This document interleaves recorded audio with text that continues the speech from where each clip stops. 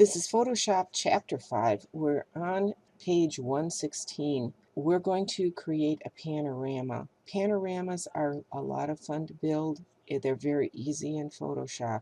We can take with our camera pictures of a skyline and stitch them together. All you need to do when you're taking the photos are take them in a series and overlap somewhere between 10 and 40% of the photo so that you have some repeating edges to line up. It's such a very simple thing to do to put this together, and I find it fun and creative, and you can really capture some great scenery this way. What you will do is you go into File and you select Automate Photo Merge. Go into your browse, and what you want to do is find your lesson files for panorama. I've done one already, so that's not the one I want. But you can select the images that you're going to use. I'm going to use my control key to select all. Oh, I don't want that one. I want Skyline 1, 2, 3, and 4, and say OK. That's going to add all of the files to the browser. You do need to have them numbered in order so that the computer can work with them. We're going to put this on perspective for the view. We're going to select vignette removal, geometric distortion correction, and content aware fill transparent area.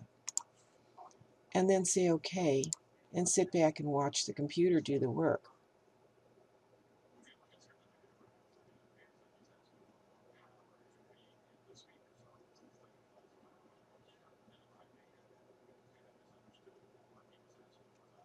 The computer analyzes each picture, looks for the overlaps, and aligns them.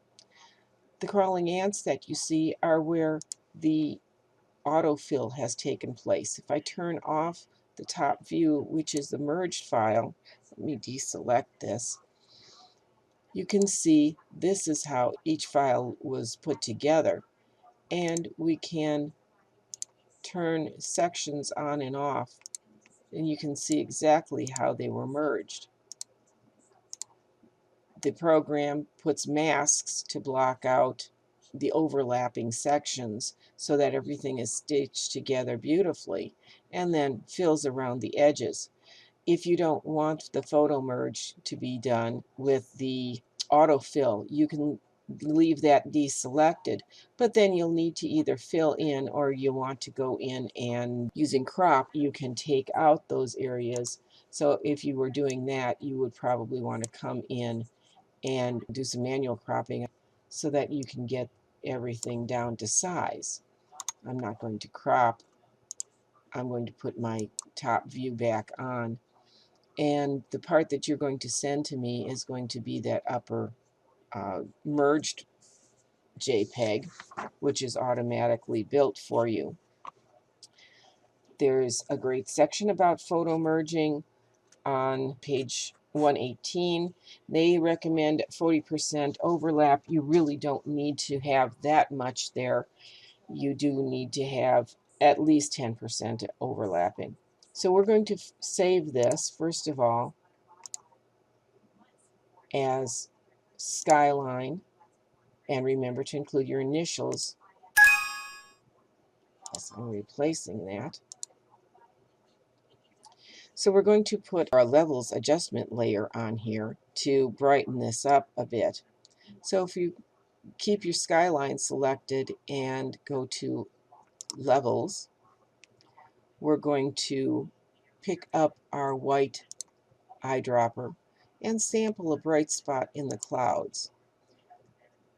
And that's all we really need to do with this.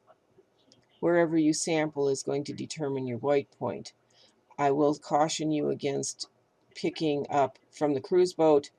The ship is not as white as you would think it is, and if you do that, it's going to brighten the image way too bright, and you'll need to resample somewhere else. There are a few aberrations in the image.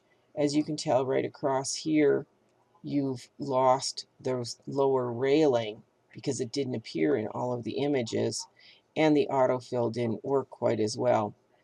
You can, however, go in if you'd like and crop that image down. As I had showed you earlier, it's simply a matter of going in and doing this cropping. And while the sky is relatively good, if we crop it down to this, we've taken out that aberration at the bottom. What I'd like you to do then is to do a save as and save this as a JPEG so that it's easier to email.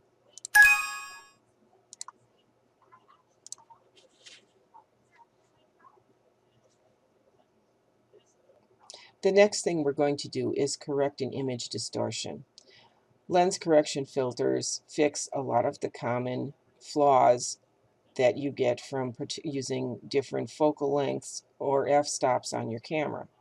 One of the most common items is to have a barrel effect on the image, which kind of bows everything out and rounds everything out because of the roundness of the lens. So what we'll do next is go to File and Browse in Bridge. Photoshop Lessons, and back to Lesson 5.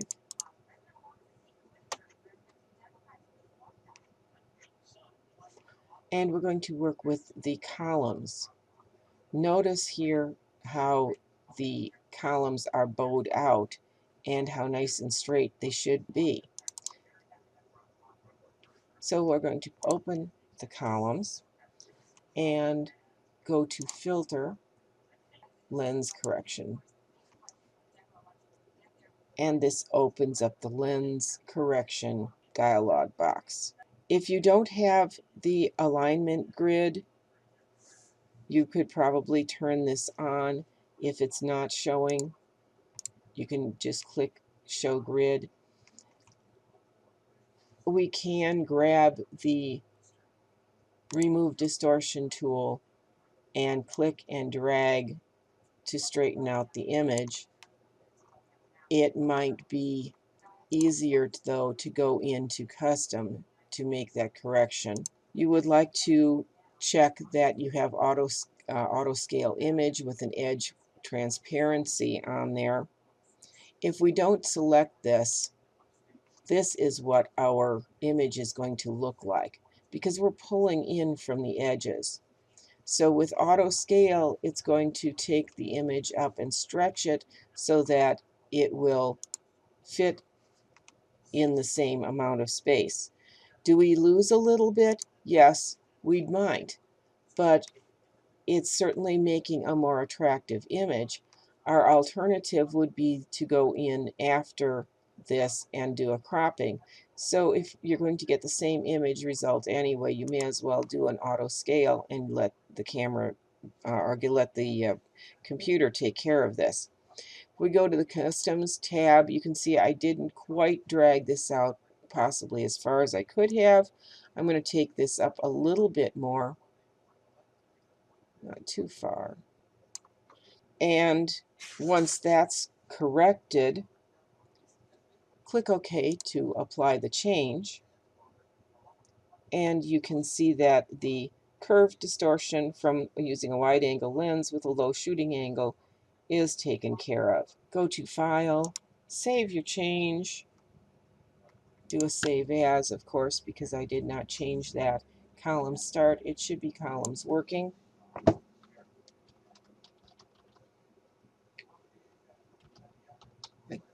Again, include your initials and again save as and select your JPEG.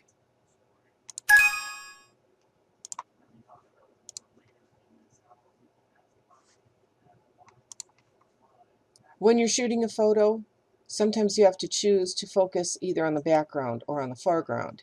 If you want the entire image in focus, you can take two photos, one with the background in focus and one with the foreground in focus, and merge them in Photoshop. You'll need to align the image exactly, so it's very helpful to use a tripod, but even with handheld, you can get some great results. We're going to add a depth of field to an image of a wine glass on the beach. So again, File and Browse and Bridge, and this time we are looking for glass, glass start, and glass end. We're going to open glass start.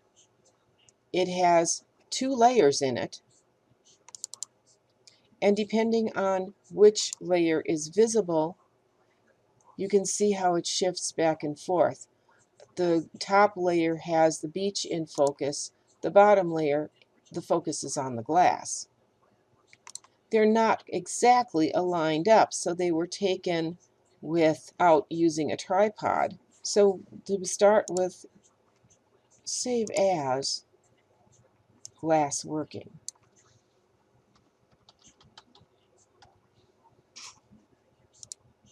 Next, we're going to merge the layers.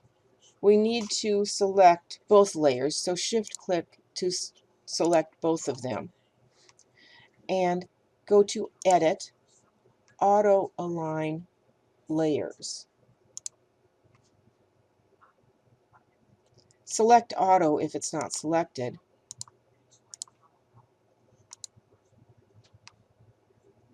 And the layers should be aligned. Yes, they are. Now that the layers are perfectly aligned, we're ready to blend them. Keep both layers selected, go back up to Edit, and choose Auto Blend.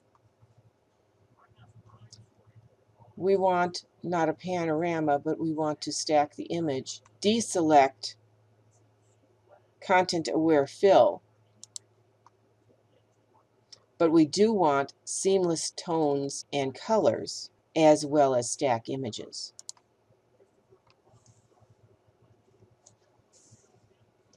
Your result should be that both the beach and the glass are in focus. You can see how Photoshop has masked different sections out so that both blend. So go to File and Save, and then File and Save as a JPEG, which will flatten the image to send to me.